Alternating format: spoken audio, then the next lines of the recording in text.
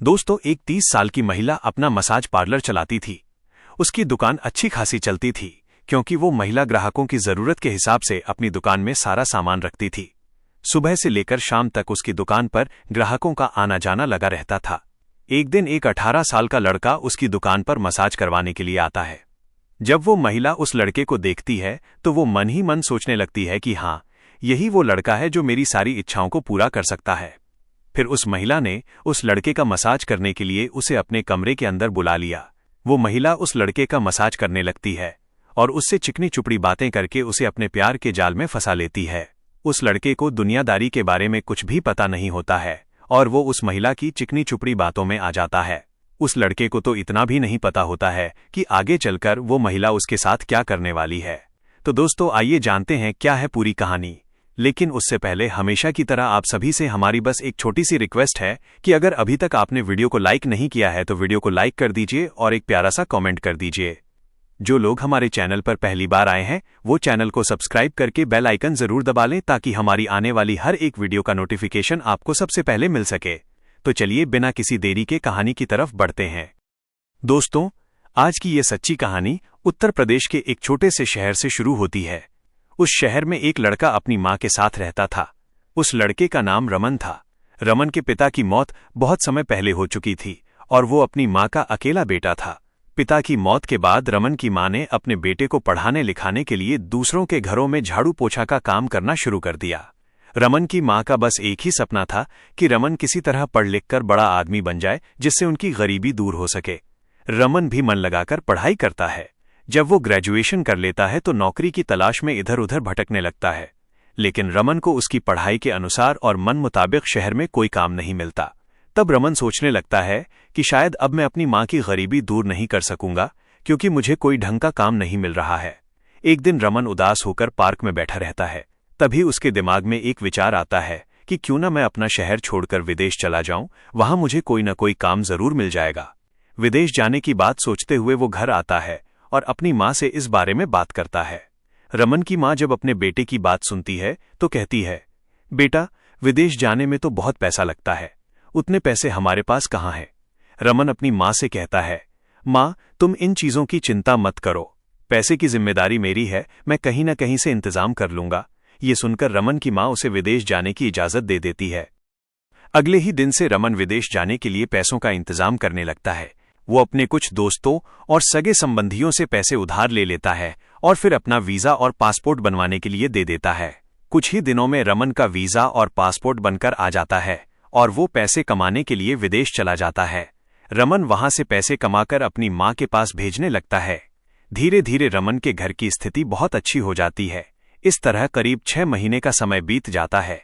6 महीने बाद रमन अपनी मां के पास वापस घर आने लगता है। तब तक रमन की मां ने अपने बेटे की शादी के लिए एक लड़की देख रखी होती है। उस लड़की का नाम संजना था। संजना पढ़ी लिखी, समझदार और देखने में बेहद ही खूबसूरत थी। जैसे ही रमन वापस अपने घर आता है, उसकी मां संजना से उसकी शादी करा देती है। जिस समय रमन संजना से शादी करता है उस समय देखने से ऐसा नहीं लगता था कि रमन कभी अपनी पत्नी संजना को छोड़कर कहीं जाने वाला है। रमन संजना से शादी करके उसे अपने घर ले आता है और करीब 3 महीने तक उसके साथ रहता है। 3 महीने बाद रमन अपनी पत्नी संजना को अपनी मां के पास छोड़कर वापस पैसे कमाने के लिए विदेश चला जाता है। अब संजना अपनी सास के साथ घर में रहने लगती है। इस तरह करीब 2 महीने का समय बीत जाता है। घर में कोई काम न होने के कारण संजना अकेली बैठे बैठे बोर हो जाती है। एक दिन संजना अपनी सास से कहती है, माँ जी, मैं कई दिनों से आपसे एक बात कहना चाहती हूँ। सास पूछती है, हाँ बेटी कहो, क्या कहना चाहती हो। संजना कहती है, माँ जी, हम दोनों सास बहू घर में दिन भर ऐसे ही खाली बैठी रहती हैं। कोई काम नहीं है जिसके कारण मैं बोर हो जाती हूँ। मैंने अपने मायके में मसाज पार्लर की ट्रेनिंग ली है। अगर आप कहें तो मैं अपने ही घर में मसाज पार्लर खोल लूँ। इससे हम दोनों का मन भी लगा रहेगा और कुछ कमाई भी हो जाएगी। ये सुनकर संजना की सास मन ही मन सोचती है कि मेरी बहू कितनी समझदार है, खाली समय में 2 पैसे कमाने के बारे में सोचती है। ये सोचकर वो संजना को घर में मसाज पार्लर खोलने की इजाजत दे देती है। इजाजत मिलने के बाद संजना शाम को अपने पति रमन को फोन करती है और उससे भी इस बारे में बात करती है। रमन भी संजना को मसाज पार्लर खोलने की इजाजत दे देता है। पति और सास की इजाजत पाकर संजना अपने ही घर में मसाज पार्लर खोलने की तैयारी शुरू कर देती है। करीब 15 से 20 दिन के अंदर ही संजना सारा सामान लाकर मसाज पार्लर खोल लेती है।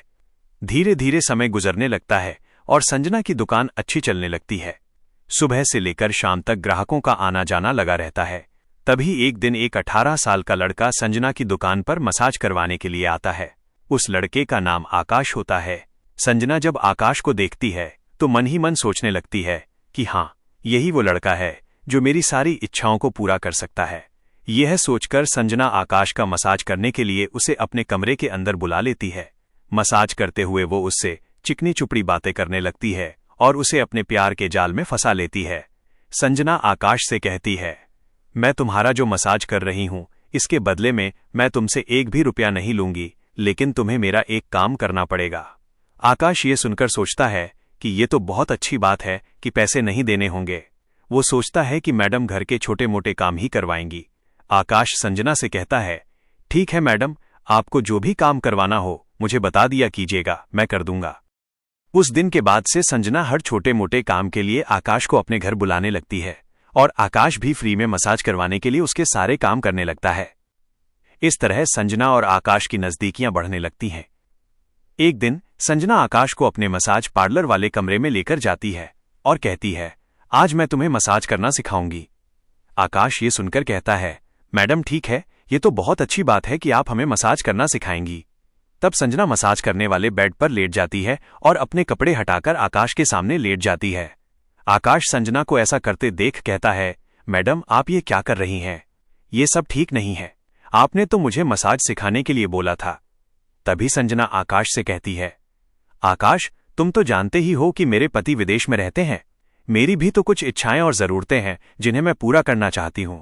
इतना कहकर संजना आकाश को पकड़कर अपने ऊपर खींच लेती है। आकाश संजना को झटका देकर फिर से उठकर बैठ जाता है। संजना आकाश से कहती है, आकाश मैं तुम्हें जी जान से ज्यादा चाहती हूं, मुझे तुमसे प्यार हो गया है। ये कहते हुए संजना आकाश को अपनी ओर खींच लेती है और अपनी बाहों में कसकर पकड़ लेती है। आकाश न चाहते हुए भी संजना के साथ वो सब करने लगता है। उस दिन के बाद से आकाश और संजना के बीच पति पत्नी वाला रिश्ता शुरू हो जाता है। ये सिलसिला करीब 3 महीने तक चलता है। तभी एक दिन संजना की सास अपनी बहू संजना और आकाश को मसाज पार्लर वाले कमरे में ये सब करते हुए देख लेती है।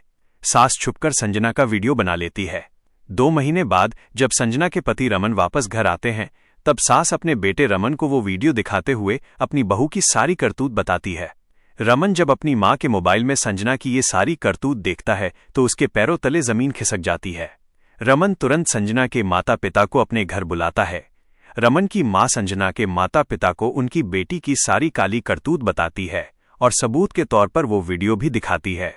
संजना के माता पिता जब वीडियो में अपनी बेटी की करतूत देखते हैं तो वो भी अपने दामाद रमन से कुछ नहीं बोल पाते। तभी रमन संजना के माता पिता से कहता है, आप अपनी बेटी को यहां से ले जाइए, आज से ये मेरे लिए मर चुकी है। रही बात तलाक की, तो तलाक के पेपर आपके घर पहुंच जाएंगे। जब संजना अपने पति रमन से तलाक के बारे में सुनती है तो वो उसके पैरों पर गिरकर माफी मांगने लगती है।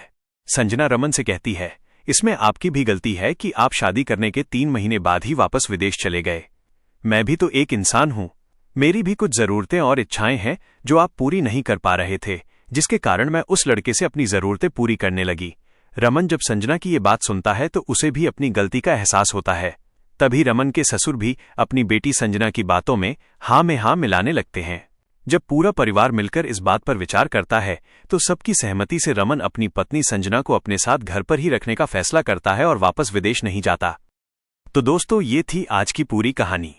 इस कहानी को सुनाने का मेरा मकसद किसी की भावनाओं या दिल को आहत करना नहीं है, बल्कि आपको जागरूक करना है ताकि आप सचेत रहें, सतर्क रहें और सावधान रहें। मिलते हैं किसी और वीडियो के साथ। तब तक आप अपना और अपने परिवार वालों का ख्याल रखें। जय हिंद।